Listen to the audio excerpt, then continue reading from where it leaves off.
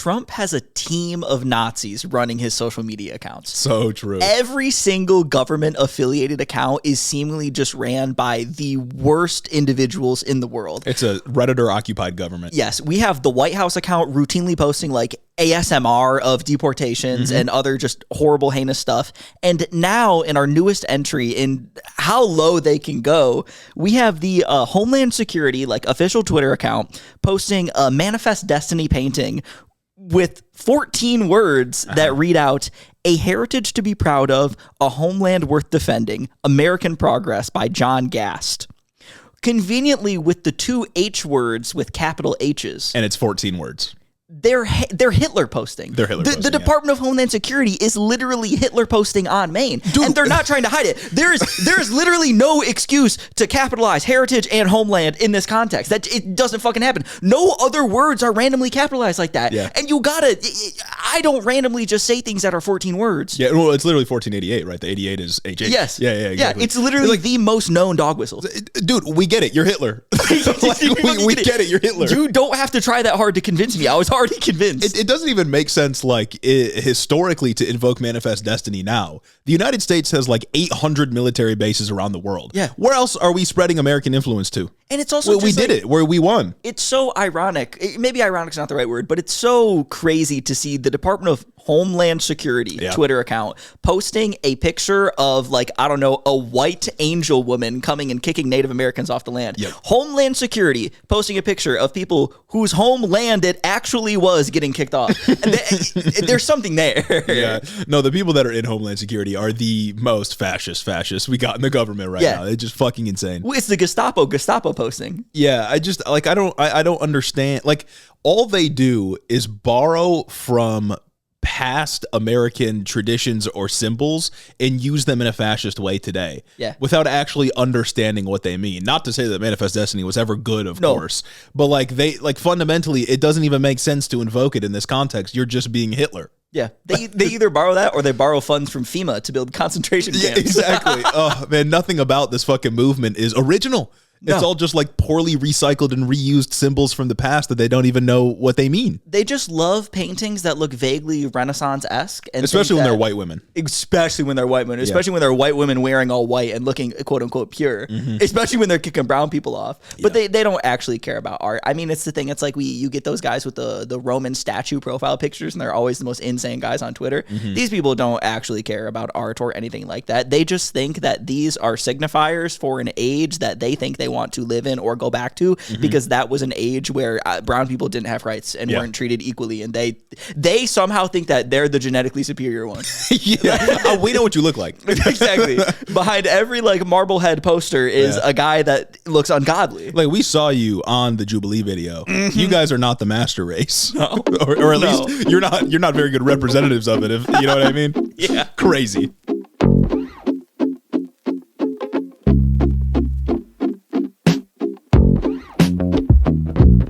Welcome back to the show, everybody. Yes, welcome. It's Monday, July 28th. We're here getting you with another Hito episode. Today we got to talk about Epstein. The man who never dies. I'm saying, dude. Jeffrey Epstein. You guys just won't shut up about this guy. Look, it's got me talking about him, but whatever. We're talking about Epstein. We're talking about Elon Musk being evil, literally killing people. And speaking of evil, we're very much talking about Gaza and the unfolding starvation campaign that somehow still gets worse day by day. Yeah, and there's some really just insane components of this story, both abroad and what's happening literally in Gaza, of course, which is just unimaginable evil. I know I'm running out of ways to say how unimaginably evil this all is, but still, it's unimaginably evil. But then there's some absurd parts back here at home that we can talk about. Yeah, evil just doesn't feel like enough of a word to describe what's happening. Exactly, yeah. Nor does wicked, nor does any of these other things. It's just the English language is not comprehensive enough to fully describe my disgust with what's happening with my taxpayer money. Big on that. Yeah.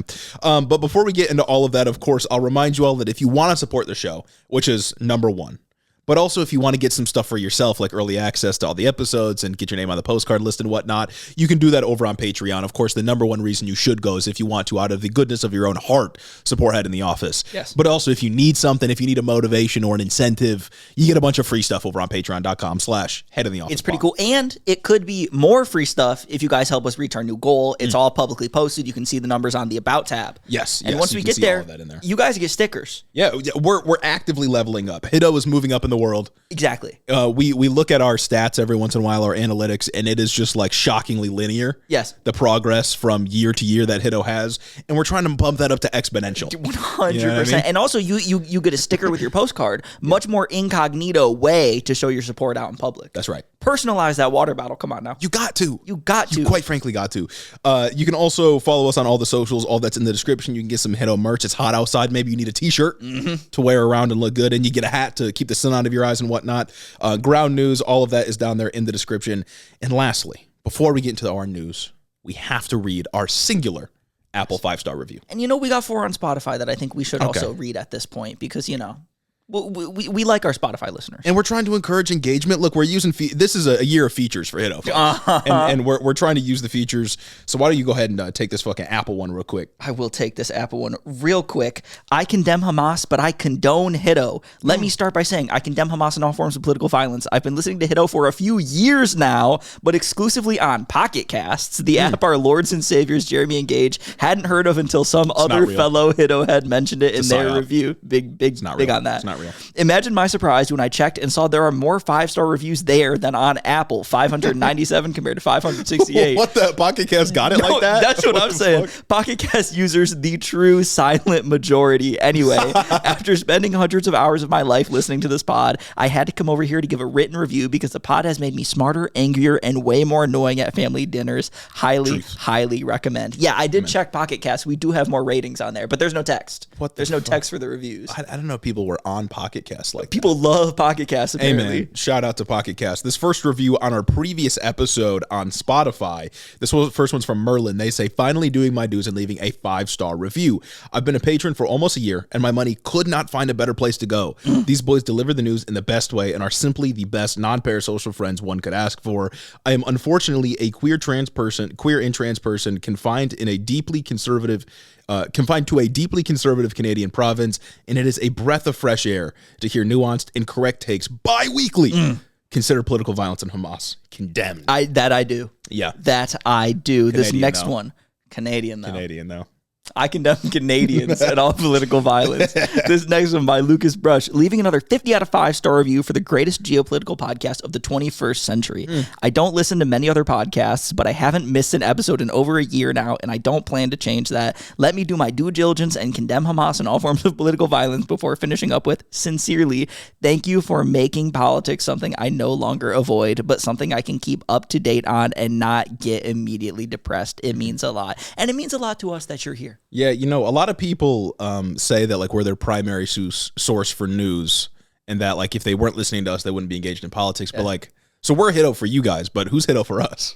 Real. You know what I mean? Real. Who's keeping me engaged? Who's keeping me hopeful in these times? These are the questions that nobody's asking. Your favorite podcaster's favorite podcast. What is it? Who knows? It's always what is Hiddo doing and not how is Hiddo doing. And it's heartbreaking. But this next one from Fractal Memories, doing my duty for the Church of Hiddo and leaving a 5-star review. Firstly, I condemn Hamas and all forms of political violence. Of course, these boys are the best way to stay informed about the state of the world without having a meltdown. I talk to Hiddo all the time to my friends and I talk about Hiddo all the time to my friends and family and have yet to get anyone to bite. That's just that's unfortunate. Someday though. I'm currently on a budget and can't go ad free, but I will spread the gospel and wait for our time in the sun.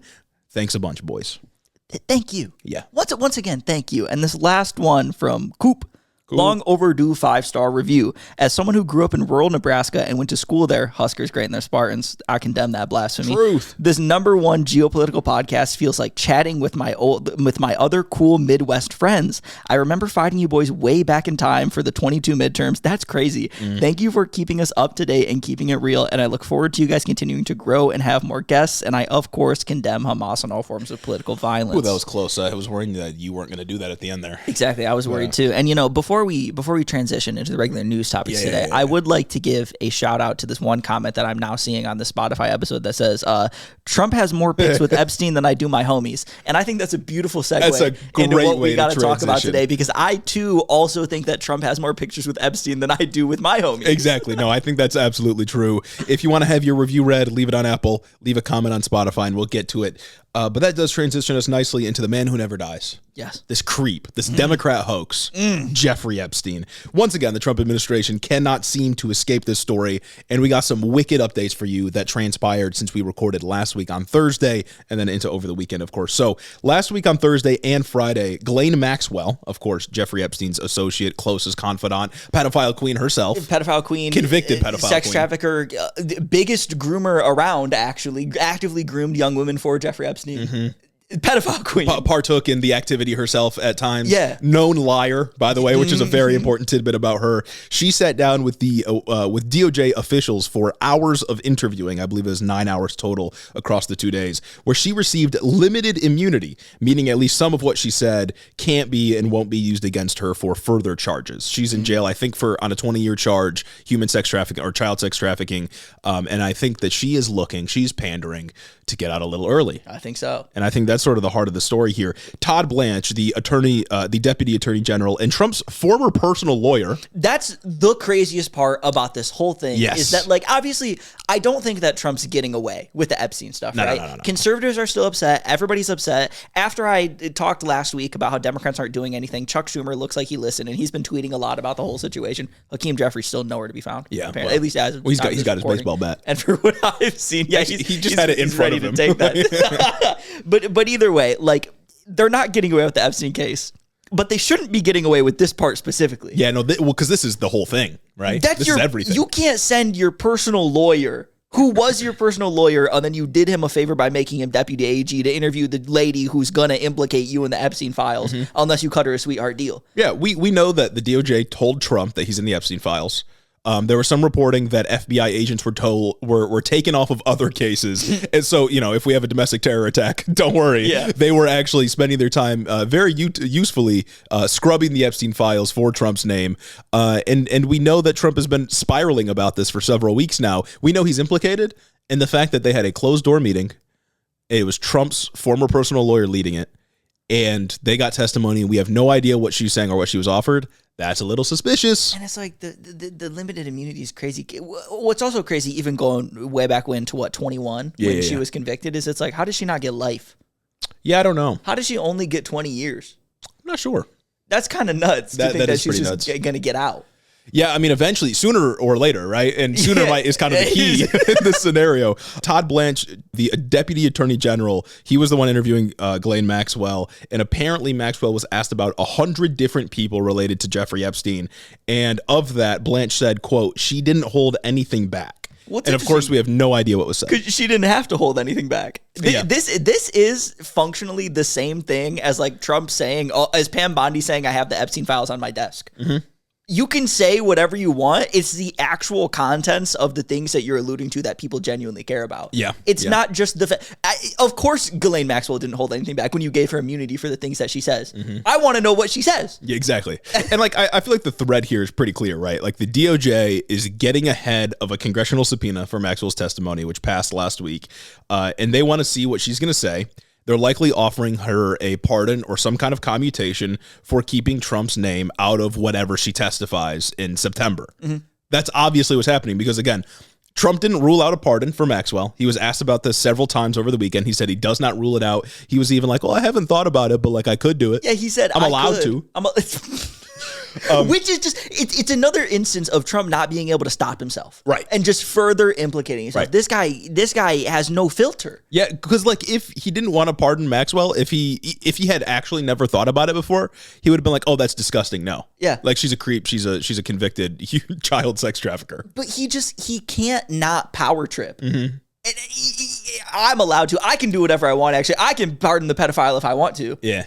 None. So we know that he didn't rule out a pardon for Ghislaine Maxwell. We know that Maxwell has lied under oath before. She wasn't tried on perjury charges because the prosecutors went after her for the higher charges, but we know she's lied under oath. Yeah. And compared to her other crimes, that's kind of light work. Lying under oath is like literally nothing next to, doing child sex trafficking.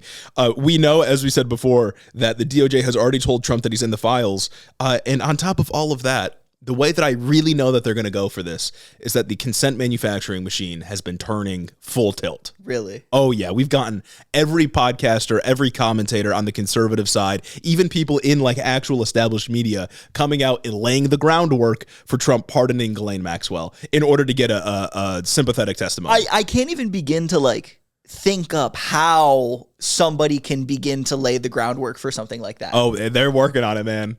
Really? Oh, yeah. And I got two examples here, two moments that I want to focus on that I think encapsulate it. First is from like the conservative media circuit, right? It's just like your typical influencers. Like the podcasters. Like the Charlie Kirks, the Jack Posobics, the Benny Johnsons. Some of them expressed some concern, but I think a lot of it was like performative, like, oh, I don't know what she's going to say. But none of them were drawing the connection that like, oh, he's going to offer her a pardon so she doesn't say anything bad. They were trying to take this and frame it as the Trump administration wants transparency. Benny Johnson specifically, he's been one of the top Epstein Files guys for years and years and years. He was rejoicing when the DOJ interviewed Maxwell, and he said, quote, "This is what transparency looks like. She is a living piece of evidence that is able to answer the toughest questions." Brother, Congress went off early so that they could have 5 weeks so that they could give the DOJ 5 weeks to coach the witness into what to say. Like there is no world where this is anywhere near transparency. If this was transparent, Congress would have taken her from that jail cell and she wouldn't have been able to talk to anybody else. And they would have just got her and she would have just testified. The fact that they're having private meetings with Trump's personal lawyer should tell you all you need to know about the lack of transparency in this entire proceeding. It was literally closed door meetings led by Trump's former personal lawyer. Like, what about that is transparent? What about that screams transparency? This should be that's the reddest flag I think I've ever heard of. Yeah, absolutely. It's crazy. I just want to like remind you of the timeline here, right? Like Trump runs on revealing the Epstein files. Pam Bondi says the files are on her desk waiting for review. Pam Bondi then says the Epstein files don't exist actually, and we're not going to be releasing anything. Sometime in between those two, she tells Trump that his name is actually in the files. They release the document that's all blacked out. Yeah, that was at the very beginning, right? Trump says the files do actually exist, but they're actually a Democrat hoax, and you should be looking at Bill Clinton and not me.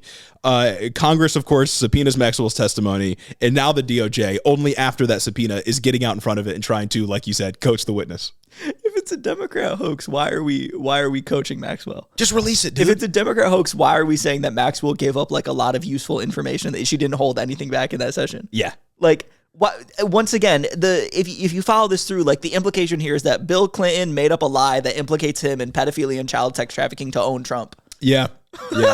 I don't understand how. Of course, they're all being disingenuous, right? Benny Johnson, Charlie Kirk, they don't actually believe in anything.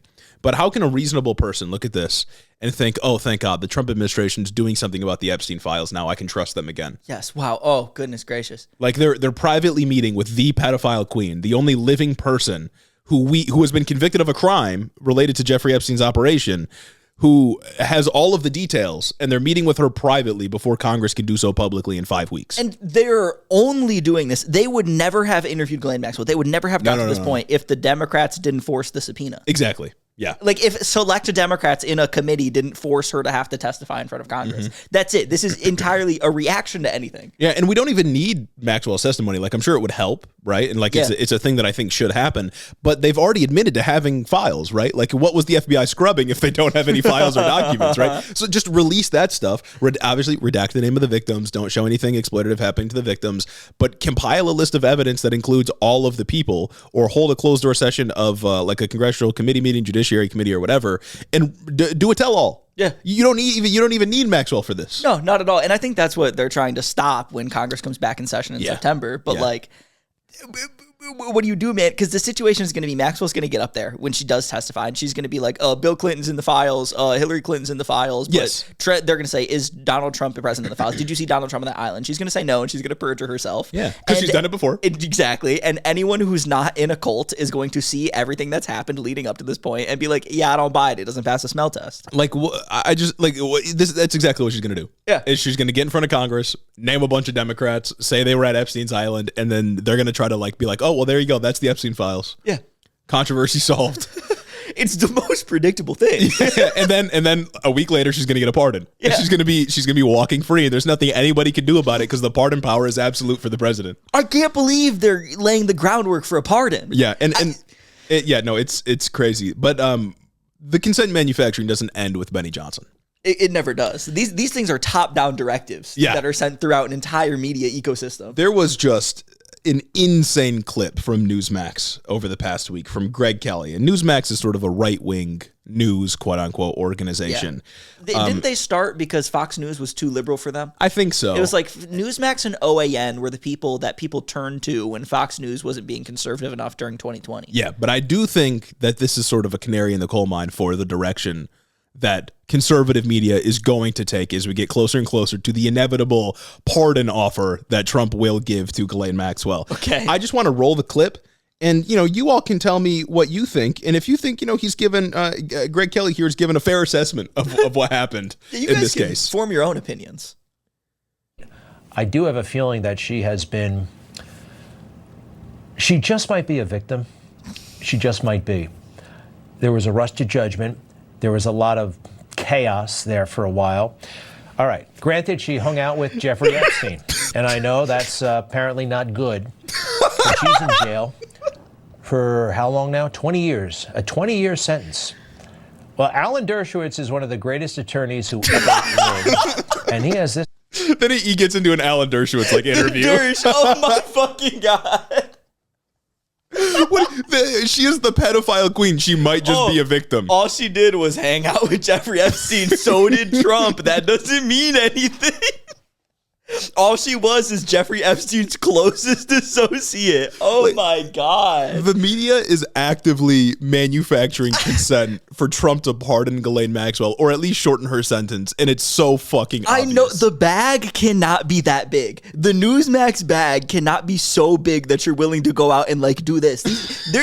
There's no shame there whatsoever. She was the closest person to Epstein's operation that's still alive. Yeah. There's even evidence that she partook in some of the illegal activities. It was a rusty trial. There was a really rushed trial. People didn't know. It was politically motivated. And I can't get over the fact that the Epstein files and the crimes that Ghislaine Maxwell participated in is supposed to be something that the right wing actually cares about. Yeah. But now that it's expose or the exposure of the Epstein files might be bad for Trump, they are defending Ghislaine Maxwell. They're defending the pedophile queen. Dog, she's evil. She's evil. She's evil. That's insane. She's just evil. She trafficked children for Epstein and partook in the activities. For decades. For years. She did an untold amount of harm. Wasn't there evidence that her and Epstein would drive around schools and try to point people? It's fucking crazy, dude. Yeah.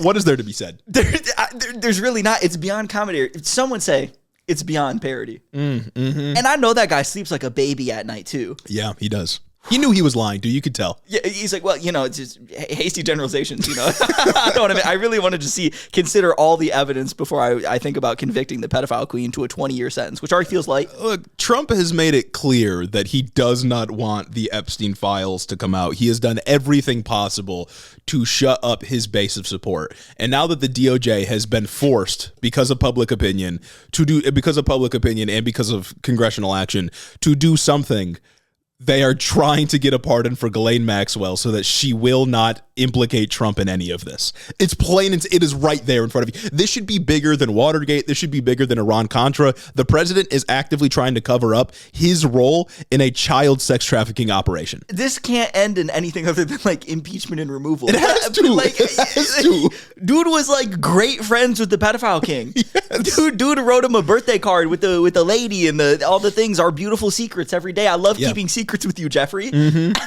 and then does all of this. This entire month has been so incredibly damning for Donald Trump. Like, he can't keep getting away with it. I am terrified that there will be like a critical mass of people in this country that see Ghislaine Maxwell testify, give her coached testimony, and then they're like, oh, okay, well then that's that. Like, I'm mortified that that's what's going to happen. And I can't tell you how like vindicated that I felt the moment I saw that Newswire post on Twitter, Ghislaine Maxwell given special limited immunity. Like, come on, we knew it's going to happen. We know the situation.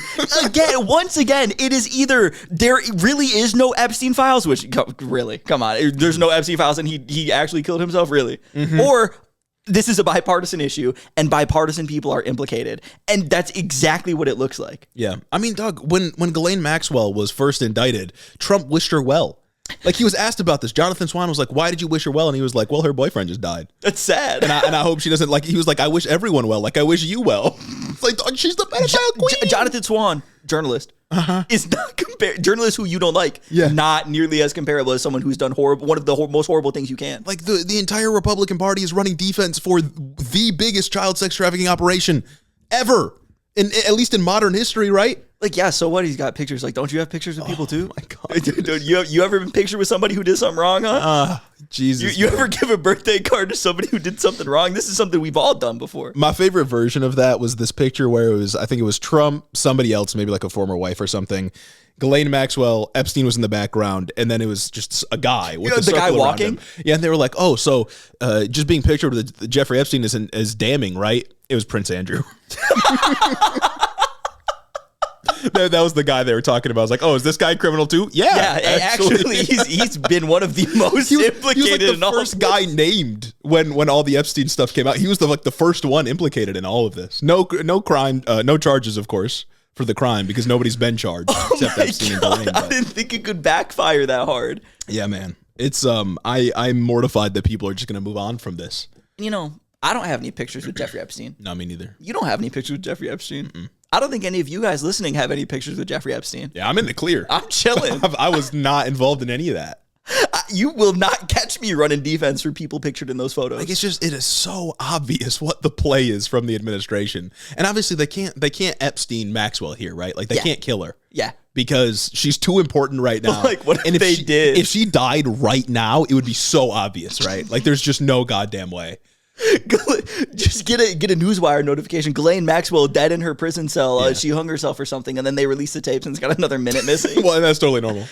They do it at the exact same time so they can build the case, and then retroactive it would be like, oh, maybe it's normal just to have that 1 minute missing. That's really 3 minutes. That's the Epstein update for this week, folks. I don't know what the fuck is going to happen. It just continues to become more insane and more insane. Yeah, I think we'll likely have a break from it until she comes back and she testifies in front of Congress. Like, until Congress is back and they start forcing votes and she gives her testimony, I think we're going to have a break. But man, I wouldn't be surprised if news outlets continue to find more pictures of Trump and Epstein and find more things that talk about their connection. Dude, it's a new set of pictures like every week. Every new headline is Trump is even more best friends with Epstein than we once thought. Yeah, they're actually tight as fuck, dude. Yeah. I do wonder if, because like Congress is out of session, so all the members are like back in their districts doing shit. I do wonder if Republicans will get pressed about this at their town halls and stuff like that. I hope so. Because they're going to be doing them. You think they're going to get pressed in like how Republicans were getting pressed about Kilmar Abrego Garcia? Maybe, yeah. That'd be sick. But this is like even a bigger issue for their base because they already don't fuck with immigrants. That's true. But like yeah, the it crazies was in the base. surprising. Yeah, the crazies in the base are supposed to care about pedophilia, but we'll see if they actually do. It's like their whole thing. Really. Yeah. One of my favorite like defensive moves from the right wing media was on Valuetainment when one of them, I can't remember his name. It's like, was it the guy that's like got the clean shave? It's the one that Hassan was on Piers Morgan with, and he was Vinny. I think Vinny's his name on Valuetainment. Vinny was mad about this and like respect. Yeah, I respect people being mad about pedophilia. You should be mad about this. And then one of the other guys was like, well, states have different ages of consent. So what if he was what if she was 16 and it was in a state with it was one of those arguments. It was like, dog, I don't find myself ever invoking the age of consent to make any argument ever, really. No. The only argument I have ever, the only time I ever really bring up the age of consent is when one of these guys brings it up, or when I say maybe that shit should be higher. If you've got age of consent downloaded for various different states into your mind, I think you should be put on a list right away.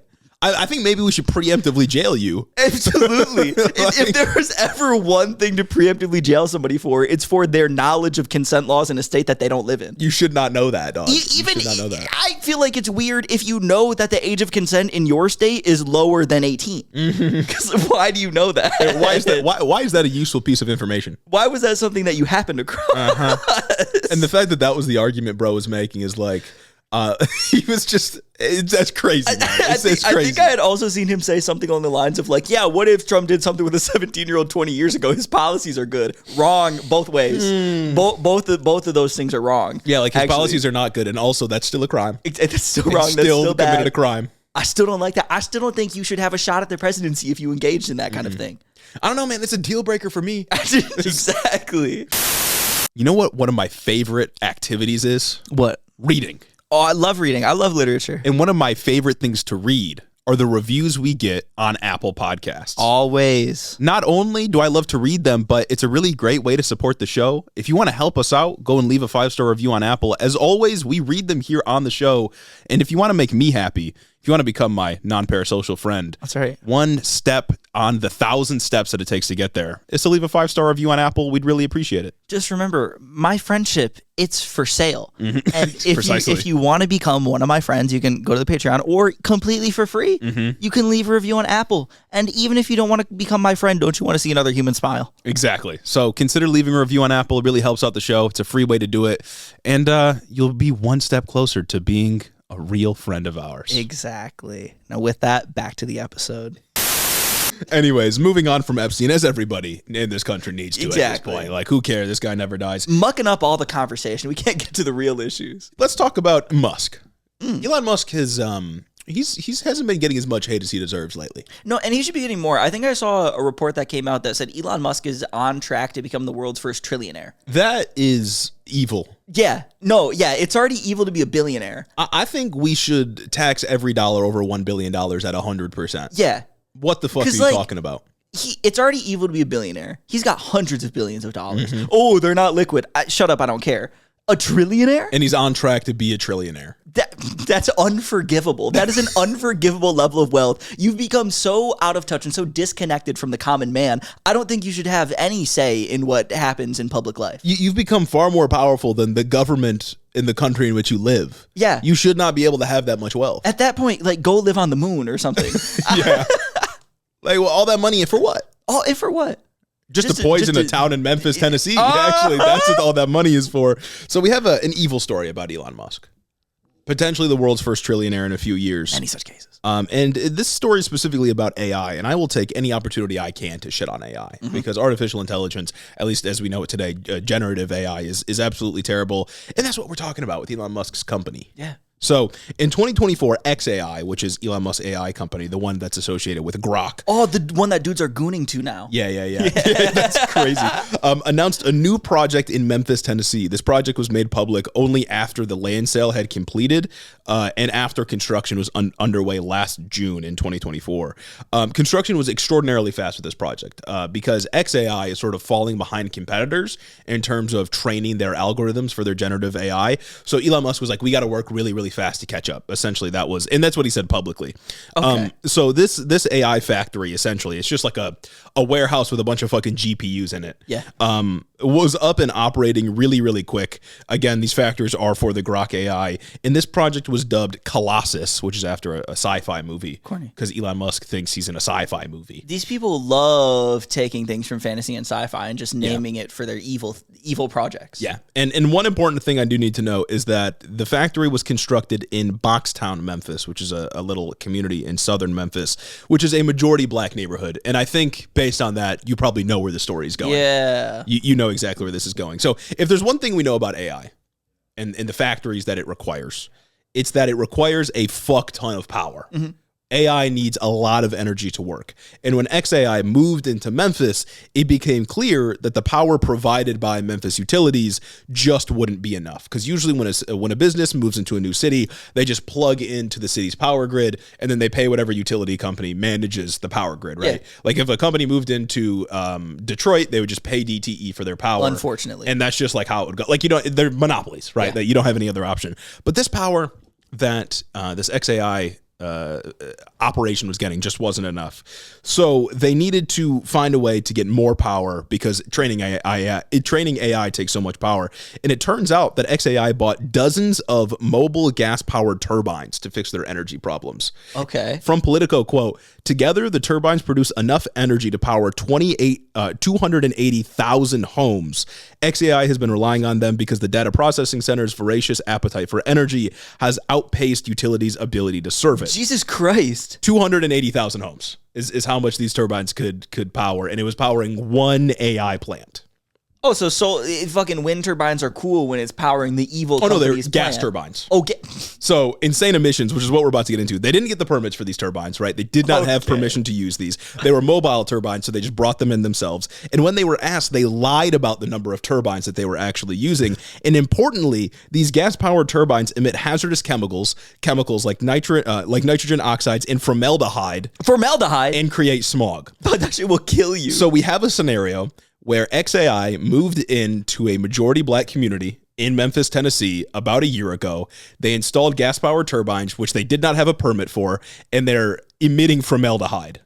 Nice. In a populated area.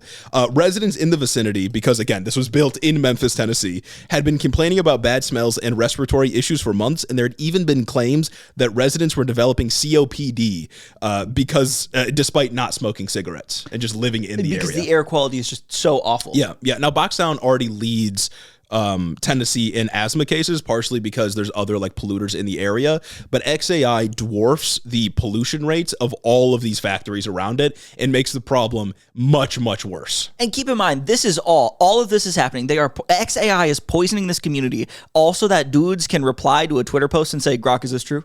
Mm-hmm. Yeah, exactly. This is a textbook example of environmental racism, right? A massive company moves into a low-income black neighborhood because property and overhead is cheap in the area. The neighborhood, by the way, this neighborhood, Boxtown, consists of a lot of descendants of slaves. So, of course, per the reporting, so you already understand what the dynamic is here. They emit an enormous amount of harmful chemicals and face basically no consequences. Elon Musk is literally poisoning people. Jesus Christ, man!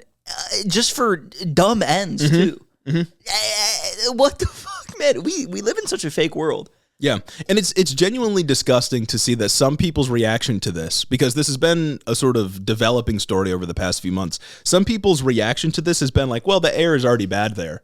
It's like the blatant disregard for human life is fucking insane. Like, these are people that live here.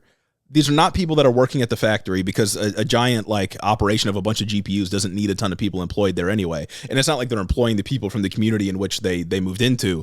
You're poisoning the people that live here, all because you could get land for cheap. Yeah. That's fucking insane. Also, dudes can ask AI shitty questions. Mm-hmm. Or make their AI they pay $300 a month for make a joy for them. Yeah, and the worst part of all of this is, on top of all of it, Elon Musk and Doge has actively gutted the EPA, the organization designed to regulate this kind of stuff.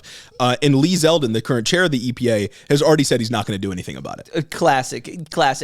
A Trump administration official not doing their job. Who would have guessed? Yeah, so a Trump administration official not caring about the organization that they preside over. Elon Musk has leveraged his billions and billions of dollars to get Trump elected. He was rewarded with a brief stint in government. He used that power to cut the regulations restraining his companies, and now he is literally going to kill, or at least make sick, the residents of the town in which his company exists. He spent $250 billion to get Trump elected just so he could poison the land and people that live where his companies are. It's just evil. Like, it's capitalism and racism all rolled up in one, and nobody's going to fucking do anything about it. There are, of course, like activists and like state legislators, the more progressive types, fighting back against this.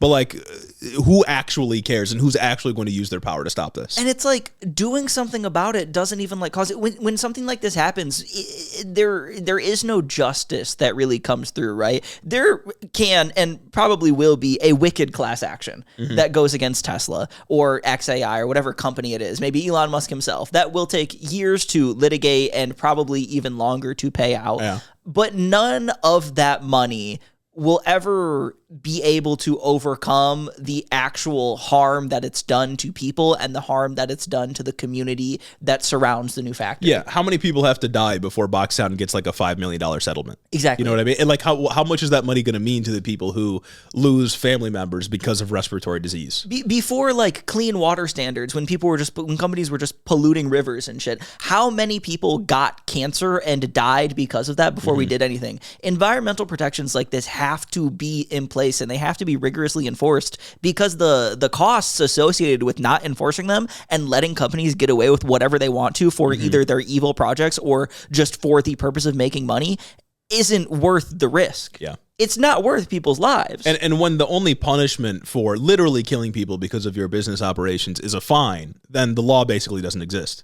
Because Elon Musk has enough money to just make those problems go away. And who does this materially benefit? Like, who?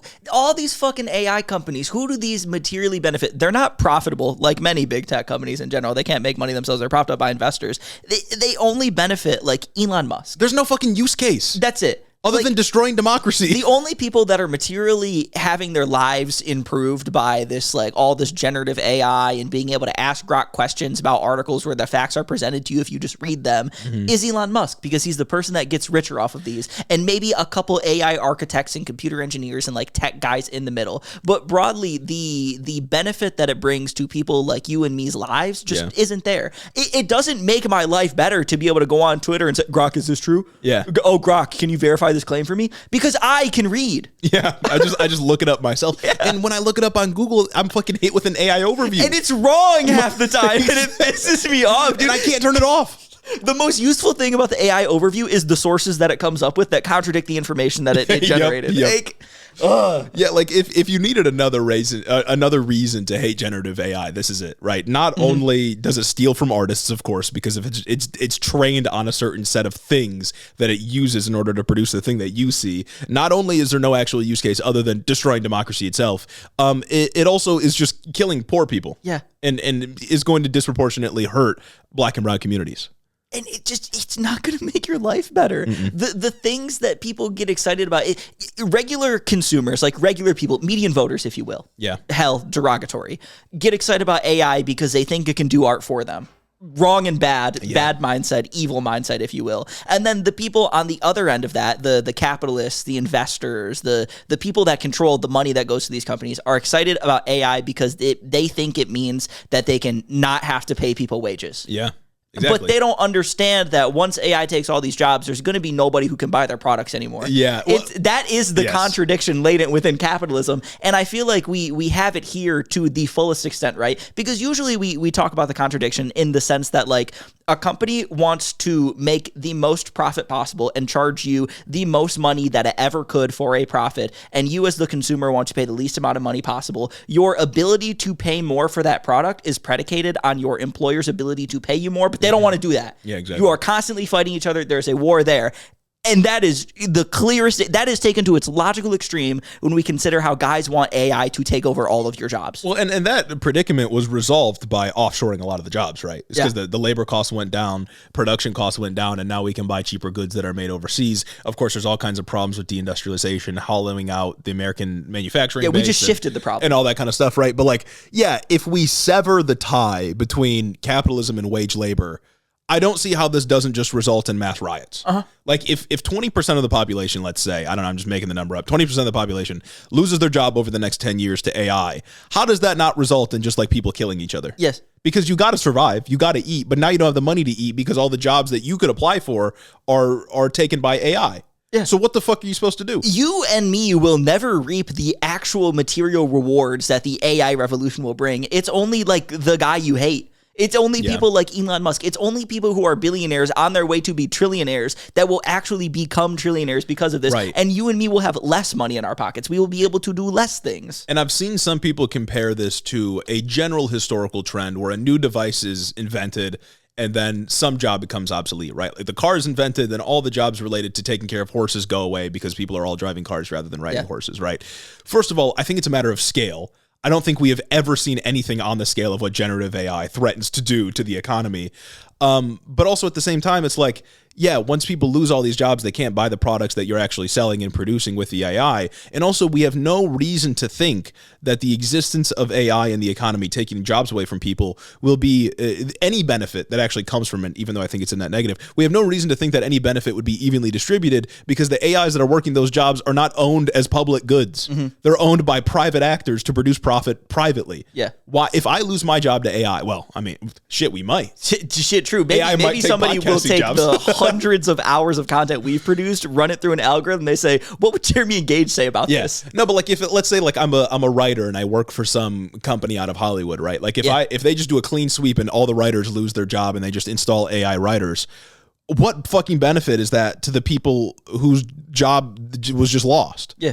They don't get anything from that. They don't get a massive payout. I mean, there might be like a severance thing, but that has nothing to do with the fact that AI has dramatically lowered the cost of production, but supposedly increased the profits for the employer because it's privately owned. And it's like, even just speaking to the idea that, like, yes, historically, technological advancements come. People resist them because they fear that jobs will be lost. Jobs are lost, and then another sector will absorb those jobs, or new jobs will come up to replace the jobs that were lost, ultimately still broadening the economy and providing jobs for people.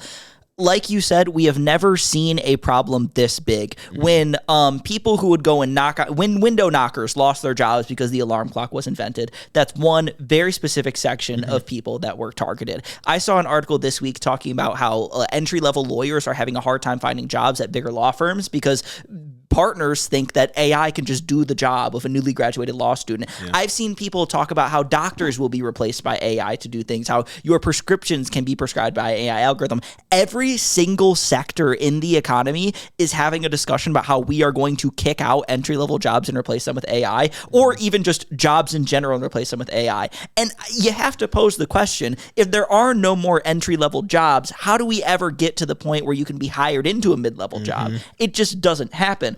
Part of an entry-level job is gaining experience in the workforce. Yeah, maybe a person who just graduates law school doesn't know everything they need to be the best lawyer that they can be, blah, blah, blah. You get a lot of on-the-job training. They're never going to get that if you let AI do their bullshit. And I know the ultimate problem here is that nobody values labor. Yeah. And that's what it is. They don't value human work and what a human brings to labor and what humans are able to do, and they only care about the money that labor provides to them. And if they think they can get rid of labor, they will be sorely mistaken. Well, yeah, labor is variable, right? Like the goal of the capitalists, because they have constants in terms of costs of production, you have to have the raw materials. There's nothing you can do about that, right? But labor, you can cut down on your workforce. You can try to pay them less. You can hire scabs if they're striking, right? There's a number of things you can do to lower the cost of labor. And the ultimate holy grail is to not have to pay laborers at all. Yeah. That's the goal. But the problem is that when that happens, nobody will have the money to actually buy the products, and they will be going hungry, which means they're going to start robbing places and killing people. Type shit. Because there's a social contract built into capitalism that I think is fundamentally flawed and unfair. But if it's severed, it's going to get worse. And, you know, I see some people say that, you know, when they're confronted with this problem, that maybe we should just like, you know, cut off the technological advancement, right? I do think that there's a way, environmental concerns aside, because that's like its whole own thing.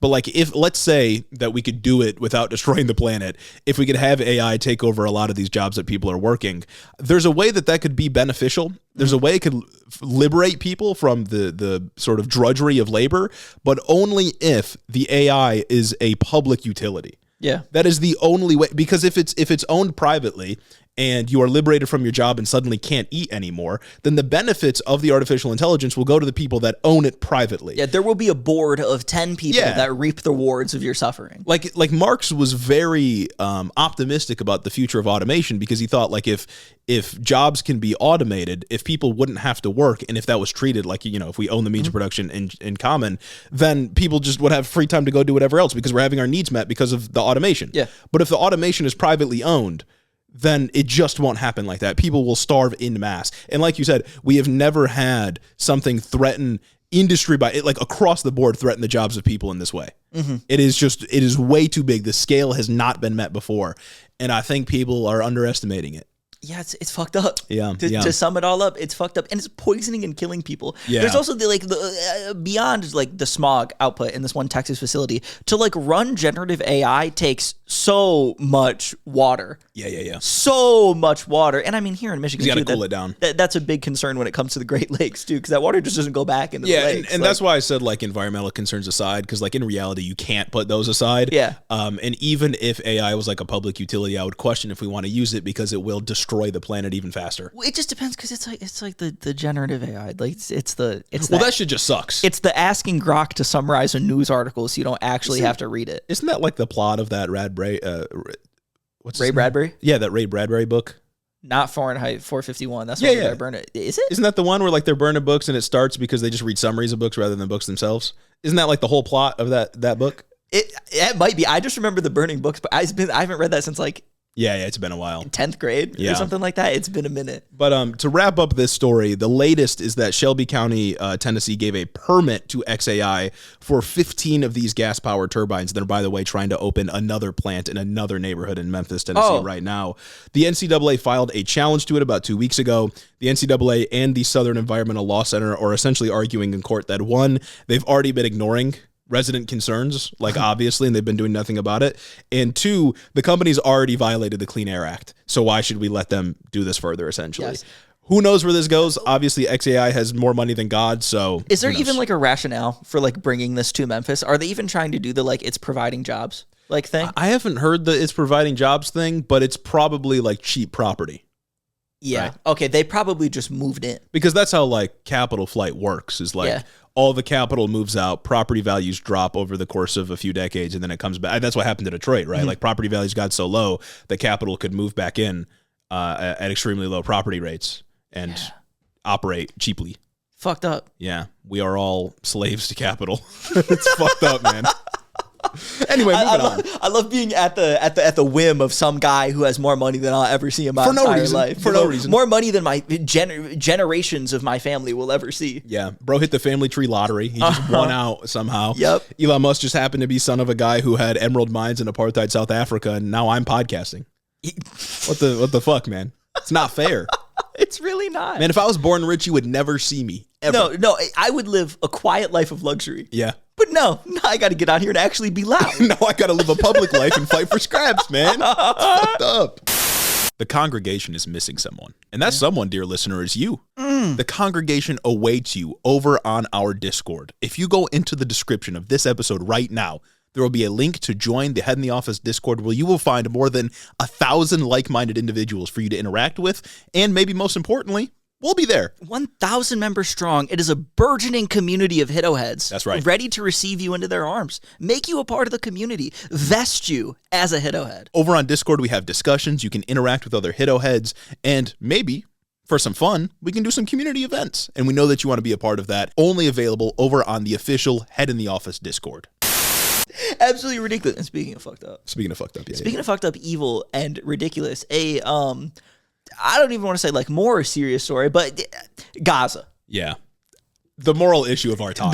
Genuinely the moral issue of our time. Something that it astounds me more and more every week, how so many people are either silent about it or willingly engaging in the absurd Israeli propaganda surrounding it. Oh, yeah. Because like, it's right in front of you. And we've seen this week, especially with the famine stuff that we'll get into, that there have been some people, some like left-leaning liberal types, who have seemingly changed their tune, but it's like, why now?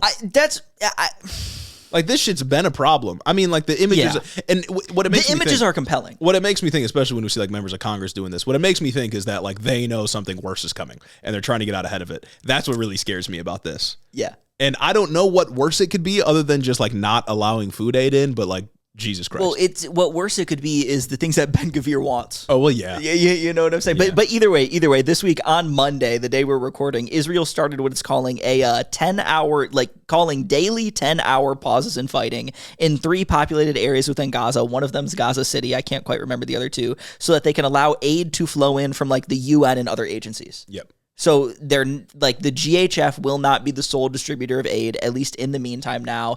They essentially caved to pressure. Yep. And they're allowing the UN, World Central Kitchen, World Food Kitchen, other associated agencies, aid trucks from Egypt to come in and distribute aid throughout the Strip. Yeah. And I want to make clear that this has been an operation, this sort of intentional campaign of starvation has been a plan for a long time. Yep. I think back in August of last year, Smotrich said something like, yeah, it would be moral to starve them out.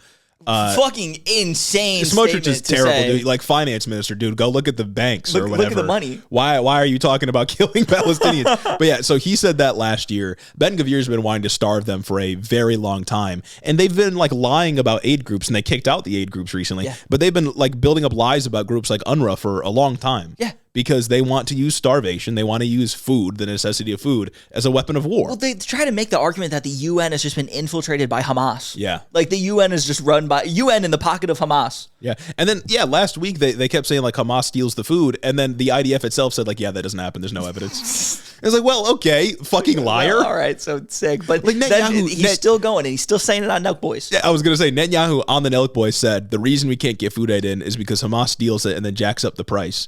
And then days later, the IDF says to the New York Times, I think, that actually doesn't happen. Yeah. Come on, man.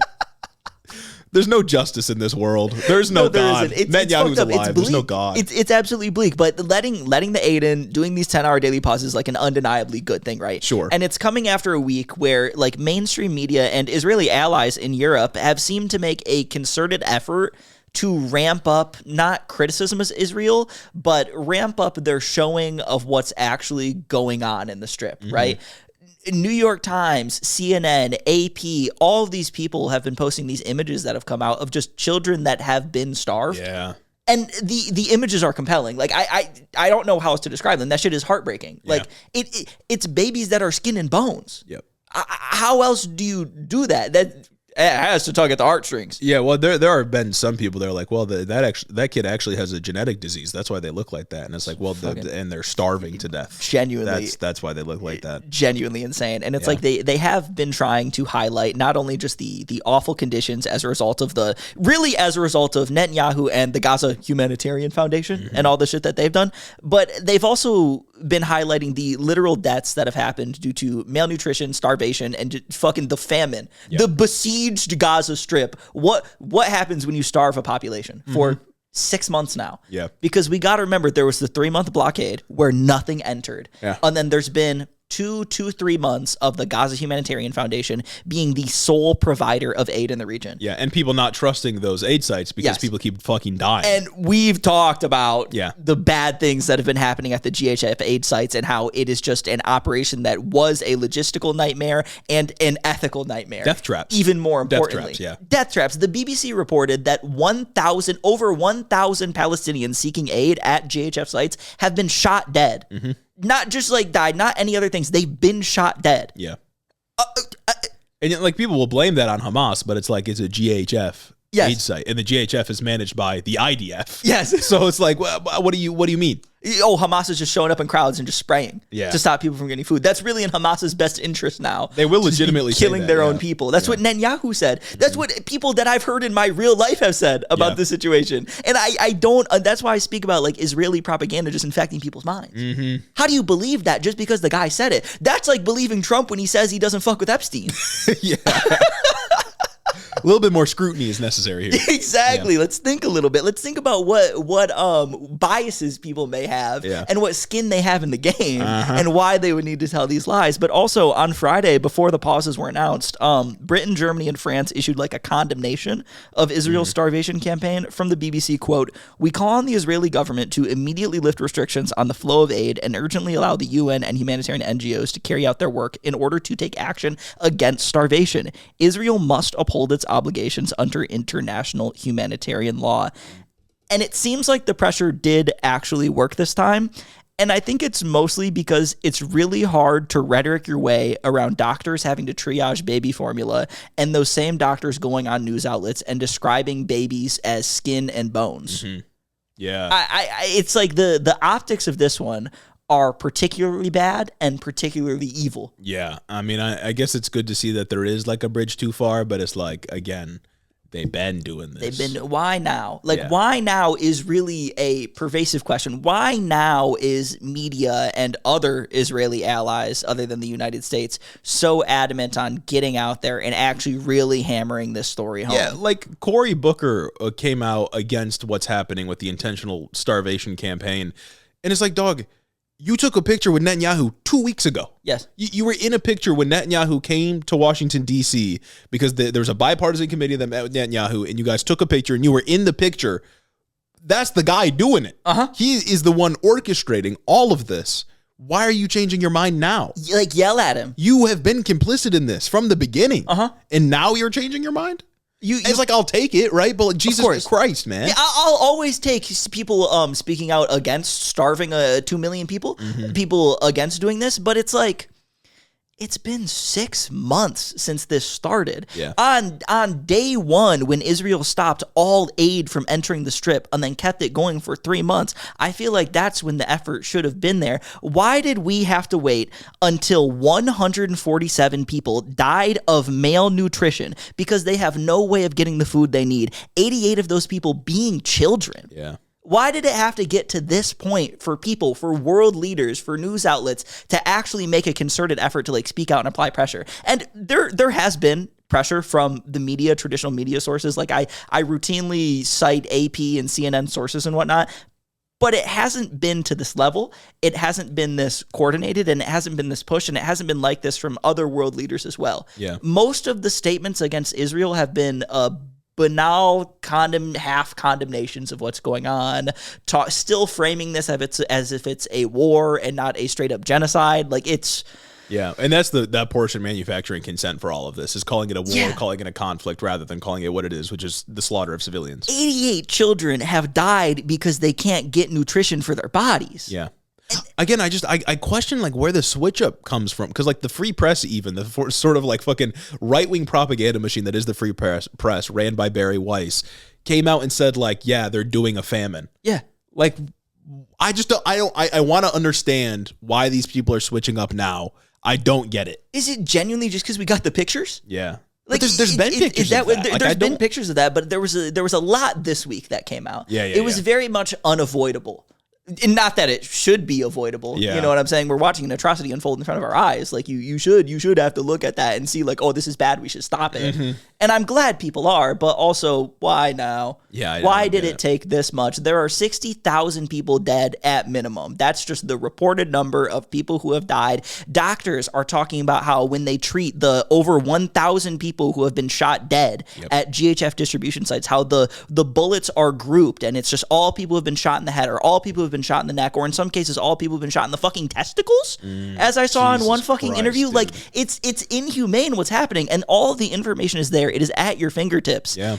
Especially for these news outlets and, I don't know, world leaders. And the UN has been doing a lot to try and stop this. And I recognize that it's the US that goes and vetoes all the resolutions condemning them and votes with Israel every single time. But, like, there's something about the coverage this week that has been so different. Yeah, and Israel is a signatory to the Geneva Convention that mandates that you feed a population if you're occupying them. Yeah. Like, that is in the Geneva. You cannot starve a civilian population. They are a signatory to at least that provision in the Geneva Convention. You are responsible for feeding them.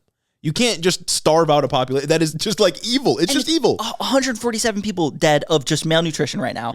Again, 88 of those people are children. Yeah. That's insane. It's a war crime. That's just the people who have starved and that were reported that's how they died. We have no idea exactly how many people have died because malnutrition was a comorbidity. Yeah. We have no idea how this like mass and intentional starvation campaign has affected people, particularly the elderly, the disabled, and the chronically ill, because when you can't nourish your body, your immune system weakens, you can't fight off disease, you can't do regular things, you are exhausted, you may die in other ways, not necessarily because you were just starved, right? And also when we're having this conversation around kids, 88 of them starved to death, we have to talk about mothers too, because mothers who are expecting, who are malnourished, that's going to increase the risk of birth defects. That's going to increase the risks of a high-risk pregnancy and bad things happening when they eventually give birth to their child. And nursing mothers of infants, can't breastfeed like they used to. Like, there are problems with breastfeeding when you're malnourished. You're either not passing those nutrients on to your child, who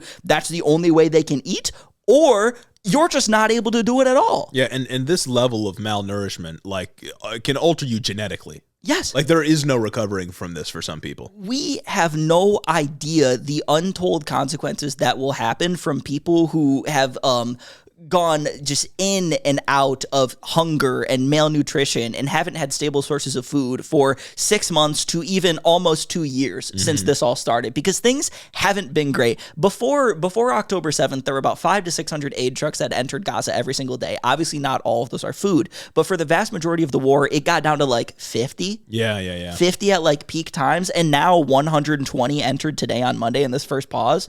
That's still what, like 25% of what was entering beforehand? Yeah. There's not enough. And the logistics of the whole thing have been hell. UN organizations are going in and trying their best, God bless them, but they still can't do it without a ceasefire. Yeah. There needs to just be a ceasefire. It's fucked up. And once again, just back to babies, Israel has made an intentional and explicit campaign of confiscating baby formula. There are doctors that go and they do these medical missions to Gaza. Fucking God bless them. Yeah. Who try and bring baby formula in their suitcases because they know there's a huge shortage in the strip. They have to triage the baby formula, and they're confiscated by the IDF soldiers that inspect them as they enter. Yeah. A policy of when baby formula is contraband, you can't tell me that there is not an intentional starvation campaign going on. That is a genocidal policy right there. That is abject evil. Is that not in the definition of genocide, to try to wipe out all the children? Like, I feel like if it's not, it should be. And even so, like, they're very clearly doing a genocide. Like, I don't know what you. They always, the IDF will always say shit like, "Oh, we can't let this aid truck in because there's one pair of nail clippers in here, and that could be used as a weapon to, I don't know, bomb Tel Aviv or something like that." Baby formula. Baby formula. What are they gonna do with baby formula? There is a policy of starving babies. Yeah. And there are people on the timeline that want to defend that? I don't, man. It's just indefensible. Indefensible. Again, the English language cannot convey the level of evil here. It really can't. And even beyond the pictures of the kids where you can see their entire spine and ribcage. Crazy statement, I know. Even the pictures of like the new aid that's falling in, like being parachuted from planes from like, I think Jordan or something, are insane, because you have these aid crates coming in on parachutes, and then on the bottom, in the sky, and then on the bottom you just have buildings that have been completely opened up. You have buildings where the facade has been ripped off the front of them and they just look like caverns standing right there. It's inhospitable. Yeah, so many of the buildings just don't exist anymore. What was it, like 90% of the buildings had been destroyed, and that was like a year ago? Yeah, and there's way more people. That I think the official death count, the Hamas, the Gaza run, or no, Hamas run Gaza Health Ministry, or whatever they fucking say, that the official report there is like 60,000, but we know that it's way, way more. Of course. Like hundreds of thousands of people have been killed, either directly by Israeli, bombs or whatever, or indirectly by starvation, being crushed by rubble, and that sort of thing. And how many of this hasn't been like reported? How many of these people haven't been found? How many of these deaths haven't been reported? And I mean, the death toll is literally still rising. Once again, 1,000 just at aid distribution sites. 1,000 people shot dead at aid distribution sites for like no reason. Yeah. I never would have fucking guessed. All because the IDF kicked out the UN. Even in my like worst estimations in my head, I didn't think it was going to get that bad. I knew the situation was going to be horrible with the GHF. I knew that having a monopoly on hunger and the means so necessary to life was going to be an awful situation. It was going to kill people. Never did I like genuinely expect that we would get to a point where contractors are pulling up and just shooting people for sport. And it's like, you shouldn't be allowed to be like party to the UN and then kick out the UN. Real. It's you're a part of the United Nations. You have agreed to play by the rules of the UN. You shouldn't be allowed to kick out and it's all because the US allows it to happen, right? None of this happens without Trump saying it's cool and previously Biden saying it's cool. But you shouldn't be allowed to kick out the UN. It's the UN. While all of this is going on, we have the EU actually going and saying, bro, chill. Yeah. Telling Israel to chill out. You can't do it like this. And we have our own president going and being asked by reporters about the situation, about ceasefires, maybe the ceasefire deal maybe falling over, which is like entirely predictable. Yeah. And Trump gets on and he says it's time to finish the job. He says Netanyahu should finish the job. Did he say that again? No, he said it a couple days ago. He said it on Friday. Oh yeah, because that was the line he had, I think, like during the debates back in October of last year. He said like they should finish the job. Yeah, and we all knew what it meant then. Of course. And now it clearly he's saying it again. Trump is saying finish the job after we get the pictures of the starving babies. Yeah, buddy. Yeah. Buddy. Telling Hitler to go ahead and get this done. Exactly. Yeah. Like, what the fuck is happening? What the fuck is happening? And then in that same, like, kind of like impromptu interview thing, press conference on the lawn, the White House or wherever it was, he was going on to say, like, oh, yeah, Hamas doesn't want a deal because they know that once they get a deal and once those hostages are gone, Israel's going to fucking kill them. And it's like, well, that's the problem. It's like, well, yep. But he said the quiet part out loud. Like, that's exactly why in these ceasefire deals they're breaking down, because Hamas doesn't want to agree to terms that require them to kill themselves. If I said, Jeremy, get on Pex or I'll kill you, do you really and have then a after choice? You get off, I'm going to kill you. Do you really have a choice? Like, yeah, no, it's not a negotiation. This is not in good faith. You give up the leverage and they will fucking kill you anyway. And it's like, again, I'll just remind folks that Israel got the most hostages back under the conditions of a ceasefire. Every time they've done the ceasefires, I think there was like 3 of them there for like a few week period, even though bombs did keep indeed falling. But under those conditions, under those deals, Hamas upheld their end of the bargain, returned prisoners or hostages that they had taken from Israel in return for however many thousand Palestinian hostages that Israel gave back to Gaza. That's how you get the hostages back. But instead, they keep dropping bombs. Yeah. Because they want to genocide the Palestinian Hasn't people. Israel been the one to violate all of these ceasefires? Yes, the most recent ceasefire, at least for like factually, Netanyahu just said, no, no, we're going to not do this anymore after they got a couple hostages back. I think right now it's believed that there are 50 hostages still remaining in Gaza and half of them are believed to be dead. 50 hostages. And it's also like Netanyahu claims to care about the hostages. I don't believe it for a second. Fucking, I care about the hostages for reasons I'll get into later, because hostage taking is bad, and I condemn that practice. You know what I'm saying? October 7th was bad. Everything that's happened after, somehow worse. You know what I'm saying? I have just never understood that if you're worried about the hostages, why are you bombing the fuck out of the place? If you're worried about the hostages, why are you starving the entire strip? Yeah, they're not going to feed the hostages. You think Hamas is going to go to the GHF site, get food, maybe get shot on their way home to feed the fucking hostages? You would want a steady flow of food to ensure that your people aren't dying. Doesn't make any sense. Yeah, no, Netanyahu doesn't give a fuck about the hostages, even a little. Not at all, because if he did, he would have just stuck to the ceasefire. Yeah, he'd pull out of Gaza. There's this conflation that people do when they say, like, if people in Gaza want to eat, which is crazy, if they want to eat, then Hamas should release the hostages. But in doing that, in saying that, you are equating all of the Palestinian people, the 2 million, if that's even like the number still, the 2 million Palestinian people in the Strip with just Hamas. Yeah. Your average family in the Gaza Strip had nothing to do with taking hostages, and they have nothing to do with the release of hostages. Why should they starve? Yeah. Why should they have to watch their kid die because they're malnourished? Because some other organization that got elected fucking 20 years ago decided to take some hostages. And it's just like this whole idea that like the quote unquote war will end if Hamas just releases the hostages. The ball is in Hamas's court. They can end everything right now if they just let the hostages go.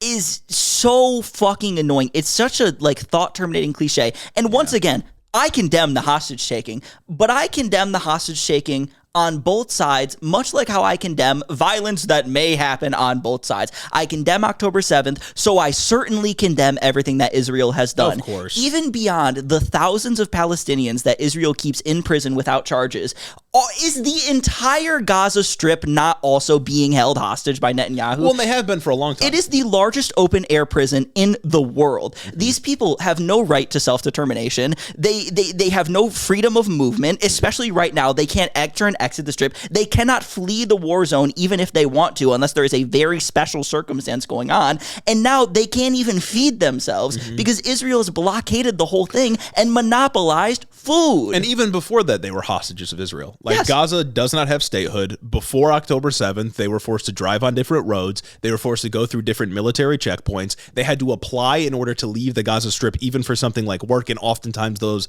permits would be denied. When they would peacefully protest, Israeli IDF snipers would shoot people in kneecaps and would celebrate about it. Children. Yeah, Palestinians in the Gaza Strip have not ever been free. No. Or at least not in modern history have been free. And it's insane to act like everything began on October 7th. Yeah. October 7th was very obviously the culmination of years of repression.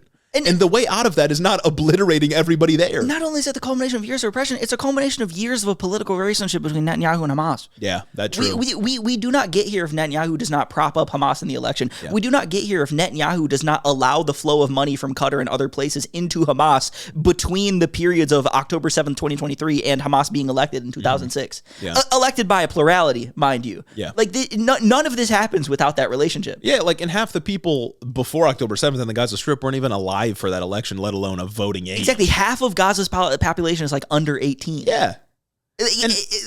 That's nuts. And this has all happened. Netanyahu has done all of this because he did not want, the PLO to campaign for statehood. Exactly, yeah. He wanted to separate Gaza, the Strip, from the West Bank and what was going on there.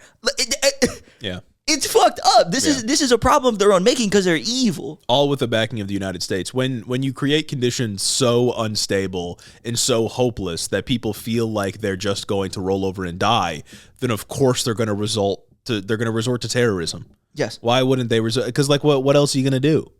Yeah. It is this entire conundrum has been invented by the Israelis and more specifically by the United States, who has control over this whole operation. And the way they want to resolve it is by doing a genocide. And yeah, sure, you could kill 2 million people if you want to, but then you're going to create a lot of people that hate you even fucking more. Yes. And the terrorism will happen again in the future. It's a cycle of violence. Yeah. Not to mention unspeakable fucking horrors. It's so frustrating. One, because violence is bad. Violence bad. Hot take. I condemn violence, political violence, like especially because that's what this is. But it's also so frustrating because the diplomacy is right there. Oh yeah, we've had the ceasefires. We've had Hamas, the unnegotiable terrorist organization, has agreed to ceasefires and abided by their terms. Only for the first world country to deny them. The developed nation to walk back on all those principles just to continue the campaign of violence. Yeah. It's been right there the entire time. We are teetering between enlightenment and insanity, to put it in J. Cole's terms. And like before that, even like with the Abraham Accords, with Trump moving the Israeli embassy, like all of this stuff that Trump had did in his first term, told the Palestinians like, yeah, I don't give a fuck about you. Yeah. And Biden obviously didn't make that any better. There were a number of operations that the IDF undertook in the West Bank and in the Gaza Strip where innocent people died, and Joe Biden didn't do anything about it. So why wouldn't they result to this thing that happened in 2023 on October 7th? The world will not look kindly on the U.S.'s involvement in this genocide, whether that be the Biden administration or the Trump administration. Both governments have lied to the American people and lied to the world about what is actually happening. Admittedly, by the way. Admittedly, whether that be Biden and his red line with Netanyahu's invasion of southern Gaza that he did nothing about, whether that be Biden lying about ceasefires being on the horizon or ceasefires even happening, or whether it be about Trump and his government doing their own investigation into whether or not Hamas is actually stealing aid in like a systemic manner and diverting it from the UN, and coming to the conclusion that they aren't. Yeah. But allowing Israel and Netanyahu to parrot that narrative, to keep pushing that narrative, despite Trump's government, Trump's own guys, the people he has put in place saying, no, that's actually a lie. We're just letting it happen. Yeah, we're just letting it happen. Or even people that worked in the Biden administration, like I believe his name was like Matthew Miller, right? That was the guy, Matt Miller? Yeah. He would do press conferences? Yeah, the press conference State Department guy. Matthew. He's from the State Department. He went on a podcast like 2 months ago and was like, yeah, the administration was wrong about this, and this. Yeah, I worked for the State Department, so I couldn't say anything. Like, first of all, he's evil. Yeah. But people have admitted that the government, our government, has lied to us about what's happening over in the Gaza Strip, and we continue to fund what they do. Like you and what's that Newsmax anchor's name? The guy that Greg Kelly, Maxwell George guy? Kelly, yeah, Greg Kelly, yeah. Greg Kelly, like you and Greg Kelly are the same. Yeah, you're lying. You both are lying to like protect your job because you're getting the orders top down, despite the thing you are lying about, despite being told to run cover for evil. Yeah, no, you're manufacturing consent for evil shit. Yeah, that's all. That's what your job is. I'm not just going to say, I mean, it's a living. Like working in the State Department and working for right wing media is the same thing. Your job is to lie. Whatever pays the bills. Am I right? Yeah. I mean, shit, man, it's a tough economy. I get it, but there's like a matter of degrees to this. Like we're functionally in a recession, so maybe if somebody wants me to come lie and run cover for the horrors of the world, like I can't imagine doing that. Like, I have a hard time like thinking about getting sponsorships for this show because it's like, well, will I sell out for a bad product? Exactly. These guys lie about a Holocaust happening in Gaza. Yeah, like that's crazy. Exactly. Like, I wish I could have that level of just not caring. Exactly. I think about our prospects when it comes to like sponsorships and especially for the kind of things that hit us up on TikTok, and it's like I can't do that. I wouldn't feel good about the fucking peddling gambling to my audience and making money off of a possible gambling addiction. Yeah. Look, I'm a fan. I might be hitting some parlays this Lions season, but I'm not gonna make money off forcing other people to do that. I'm not gonna contribute to like that ecosystem because it like feels wrong. Let me know if you feel otherwise though, and maybe my opinion can change. Well, yeah, but like that's the moral conundrum we have. Yeah. People like Matthew Miller have no problem lying about a genocide. Yeah. They oh my God, people like that have no problem about lying about Hamas decapitating babies. Yeah. I forgot about that one. That was an OG. That was an OG lie. One that was totally unnecessary. Like that lie existed to try to show Hamas or portray Hamas as like barbarians, unthinking barbarians. Yeah. That was the goal there. Because it would have been enough to just say like, yeah, they did a terror attack and killed civilians, so we're gonna respond, right? Like that's plenty. Yeah. To authorize or to get public consent on responding to that. But no, they took it the extra step. They said they were fucking putting babies in ovens and shit like that. So now we have to kill everybody.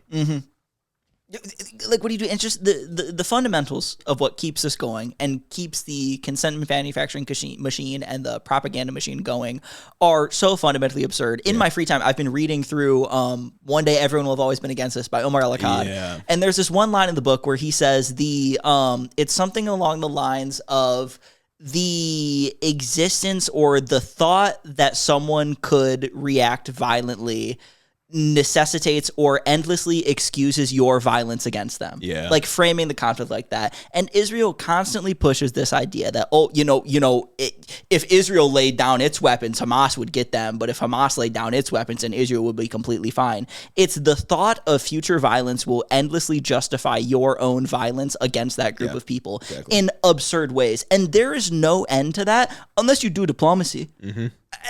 That's it. Unless you stop fear-mongering about a population. Yeah, because that justifies violence against literally anybody at any time. Jeremy could hit me with a brick right now, so I should shoot him. No, yeah, that's it. And that also works in the opposite direction, right? Hamas could say the same thing about Israel. You can keep it going. It's absurd. Yeah. At the end of the day, you're going to eventually have to, either it's going to result in just like killing everyone on the other side, which is bad. I condemn. Genocide, I condemn that. Or eventually you're just going to have to sit down and negotiate, which was the thing you had to do from the beginning. So you might as well just do that now. And that's hard. That's really hard. It's tough to do, but you got to do it. It's hard to talk about my feelings. Yeah. That's rough, man. Does that end geopolitics? I think that ends geopolitics this week. It won't be ended for a while, unfortunately. Yeah. But while we're on the topic of negotiating, I think we can end off the episode on a bit of a lighter note. Okay. There's been a lot of negotiations that have been going on with the Trump administration and foreign bodies. Many such cases, particularly related to tariffs. Oh yeah.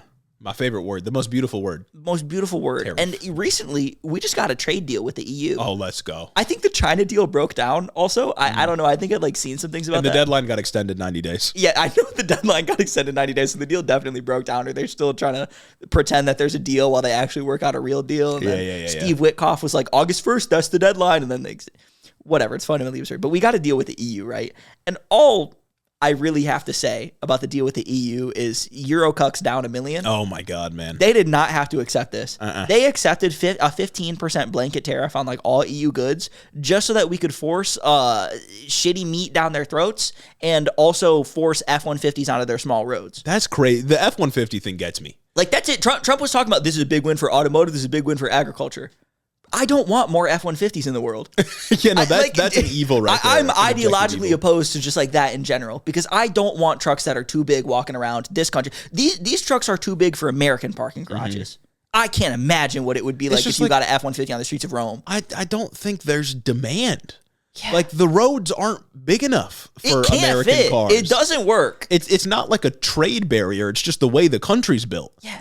Why the fuck would they accept this? Yeah. Like, and all the European countries are like this. They got narrow-ass roads, and they got walkable cities. I wish I could live there. It's just like, why cave? Yeah, why? That's stupid. Why? It's Eurocucks, man. Eurocucks, yeah. Eurocucks. And the meat, too, is like, you didn't have to do that. Yeah. Like, you guys got beef regulation. And it's so funny that, like, there are some people that voted for Trump because of the Maha bullshit, because of like R.F. Kennedy, and they think that R.F. Kennedy is going to revolutionize food and how we like regulate food. And I'm not going to sit here and say that there aren't problems with maybe some food regulations or how things have gone through, and maybe our standards are too lax in some cases. Oh, yeah, we put high fructose corn syrup in everything. Yeah, but like it's well understood that American beef, writ large, is like of lower quality, riddled with parasites, and whatnot. Yeah. Obviously, there's good American beef. Obviously, yeah. But the EU has higher standards. Why is it cool for us to say, hey, maybe we should have tighter regulations on food in this country, while also saying, you need to take our shitty shit? Yeah. Well, and it gets me with Australia, too, because like Australia exports beef. Yeah. Meaning they produce enough for themselves and they export to other countries. And Trump is still on this thing where it's like, well, you need to buy American beef. But they have their own. Why would they buy American? They don't need. I mean, some beef already gets in, but there's like higher regulations and inspections and shit like that. Because the U.S. needs to have a trade surplus in everything. Exactly, which doesn't make any goddamn sense. We need to just give everything out to everybody else, and then blah blah blah. Maybe there's like some comparative advantage, and there's some specialization we could do. He just needs to take an Econ 101 course. He really does. He really does. Yeah. No, it's fucked up, man. I think are there some other countries where the deadline's actually going to come due, or was it like a blanket extension for everybody on August 1st? I think they're at least pretending that August 1st is like a real deadline. Okay. But like, it's not. They're just going to get walked back again. Yeah. Aren't they saying something like a 60% tariff on like Japan or something? Yeah. As soon as Barron wants to switch to, they're done. As soon as Aiden Ross or one of these people Barron likes online complains about Switch 2 being too much, Trump would be like, guys, we got to reconsider. I was listening to the Majority Report had on a professor, actually, I think from the University of Michigan, an economics guy, and he was saying that like the markets just don't react anymore because nobody believes it's actually going to happen. They're just not. The markets, like, they'll move a little bit, but they, like, compared to the Liberation Day stuff where, like, the Dow tanked immediately, nobody reacts anymore because literally no one believes that it's actually going to happen. And corporations haven't increased their prices because they also don't believe that the price hikes associated with the tariffs for their imports is actually going to last. So nobody's reacting to it in a meaningful way yet because he constantly walks them back. And we've secured what, like 3 deals? Or 2 deals? One with the UK, one with the EU? There are millions of people in this country that think that Trump is some fucking genius art of the deal guy. Yet everyone who's actually in power is treating him like a child. Nobody thinks he's serious. They're treating him like he's just like a toddler playing pretend for the day. And the thing on the line is the global economy. Like, we're talking about everything, folks. There is no like, oh, this country's economy collapses and so we're fine. If our economy collapses, it's over for everybody. Yeah. Like the USD is the international reserve currency. I was going to say 2008 had far-reaching it was a mortgage crisis like predicated on subprime mortgages for homes in the United States. Yet it affected everywhere. It is derivatives and shit. Yeah. If the U.S. economy tanks because this dude hits the kill everybody button, it's over for the world. Fucked up, man. How did we get here, dude? That's just so funny. That is funny. But if only the Democrats could be inspiring and not have their lowest approval rating literally ever multiple times in 1 year. And people look at that and think like, oh, maybe we should be more centrist. Yeah, because we need to capture the people in the middle. Guys, we haven't run any moderate candidates lately. We need a tent that's big. We need a tent that's big enough to have the people who want to kill immigrants. Mm-hmm. And that's how we get the votes. We need the party to fundamentally believe in nothing. Yes. We also need to never catch a vibe on Gaza. Oh, yeah, I know. I used to believe in like the big tent rhetoric. Yeah. But now I'm thinking it's always just been a ploy to make it so the party doesn't have to commit to anything real. No, well, because it's like the tent never moves left. Well, it's that, and it's like I always thought in my mind when I heard big tent party, I was like, okay, we're going to include people from like marginalized backgrounds, right? Like we're not going to ostracize people.